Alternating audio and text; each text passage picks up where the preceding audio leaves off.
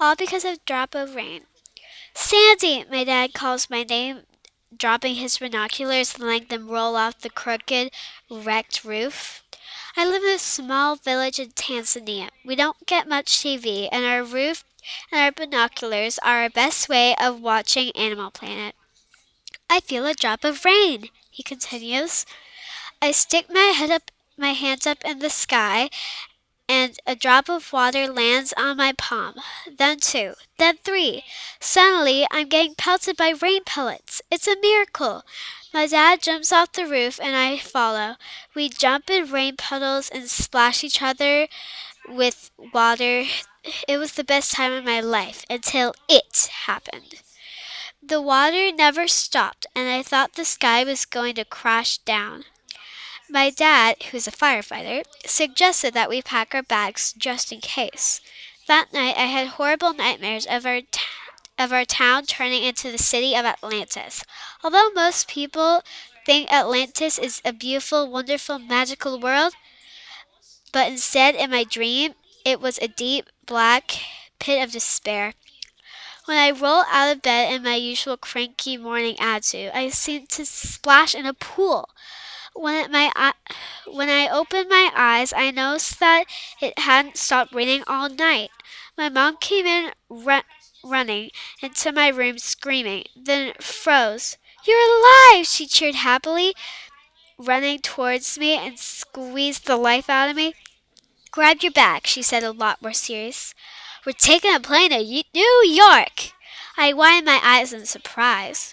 "Wow, you got 4 plane tickets in at such short notice? That's impressive." My mom's seriousness went up to full power. "Your dad's not coming with us," she says, wrapping my me in her arms. "What do you mean?" I asked, trying to hold back my tears.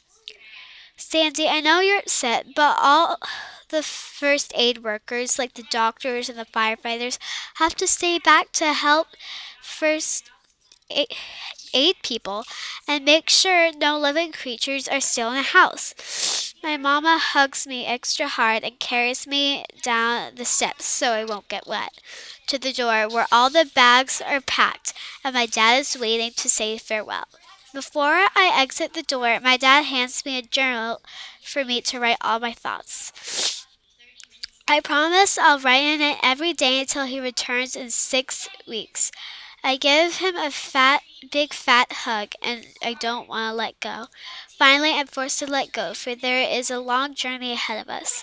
Once I enter the bus to the airport, I take out my new journal and write my first entry. "Hi, I'm Sandy, and you're my journal. It's nice to meet you." March 4th, 2012, Entry 1. Dear Journal, now that we've left the house and my dad, I feel an empty pit in my stomach. I wish that I could just stay with my father, but sadly, you're the closest I can get to him. Well, since I know he's not coming back for another 6 weeks, then there's no use in wishing him to magically appear. I wonder what New York's like. Hopefully, it's not rainy and dark. I've had enough of that to last a lifetime. I also wonder if what my school's like. Will people like me? And what's our house going to be like? Will we see any wild animals from the roof? Well, time will tell. I put the journal in my bag as we enter the airport. I'm coming, New York! March 5th, 2010, Entry 2. We've just landed in New York, and sadly, the environment isn't the one I was hoping for. Instead, it's the exact opposite. It's usually quite dark and rainy, and it even snows in winter. As for the house, it's a 2-floor apartment and it has a terrace on the roof, but the roof has walls so I can't see anything interesting. Not that zoom-in cars are as interesting as seeing a gazelle attack its prey. I hope I hope the first day of school isn't as bad as this shocker. It's the morning before school, and I'm hoping, not that hoping has helped me at all so far, but I'm hoping that I'm not a freak show at school. When I enter the school, I know that I know that I should have told my mom I feel sick so I won't have to go to school to feel the suffering I was probably about to get. I decided that the best plan was to wait outside my homeroom. I eased my backpack off my shoulders and onto my lap. As I pull up my journal out of my bag, I feel a warm wind on my back. Hey, are you the new kid? I jump at the sound of someone's voice.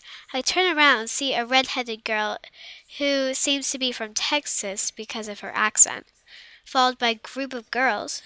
Wow, I love your outfit, a girl with a fancy patterned dress complimented. Yeah, where'd you get it? Another girl was fluffing up her lovely blonde hair. All this attention was more than I suspected. I guess school won't be as bad after all. April 27th, 2010, entry 3. Sorry I haven't been writing in you for a while, but now that I have some friends, I feel like the sun is finally shining. Although there is still one rainy, empty spot in my heart, and I know that that's where my dad takes place. At least there's only 1 week to go. May 4th, 2010, entry 4. Finally, a week has passed, and finally, my dad is to return, and I am 1 year older. Today will be the best day of my life, because not only does my dad come back, but I'm turning 8. It's gonna be great. I jump out of bed and run to the stairs at the speed of light. Once I get downstairs, I'm in the living room and no one's awake. No, not a surprise, I think to myself. As I enter the kitchen and turn on the lights, I notice that the lights are broken. I walk across the room towards the supply cabinet and get a light bulb. But before I can touch the doorknob, the door swings open and sends me 10 feet in the air. Surprise! And I put the letters together. N-O-T-E. Note! What note? I ask, giving my mom a puzzled stare. My mom reaches into her pocket, her eyes getting bigger and bigger. Soon the note in is in her hands, and her eyes are about to pop out. Here, my mom says, handing me an almost cardboard piece of paper.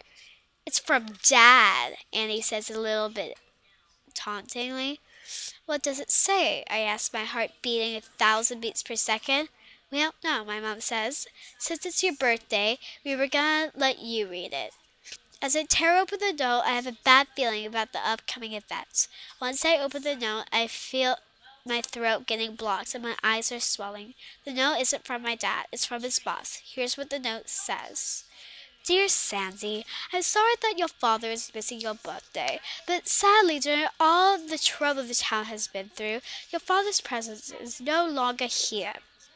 You see, when we were on top of houses making sure that there was no air vent problems that could cause explosions, your father must have gone unlucky because the roof was very unsteady and he fell off the roof. The doctor said there was no way they could do to restore him. I'm sorry for the bad timing. From Mr. Willer.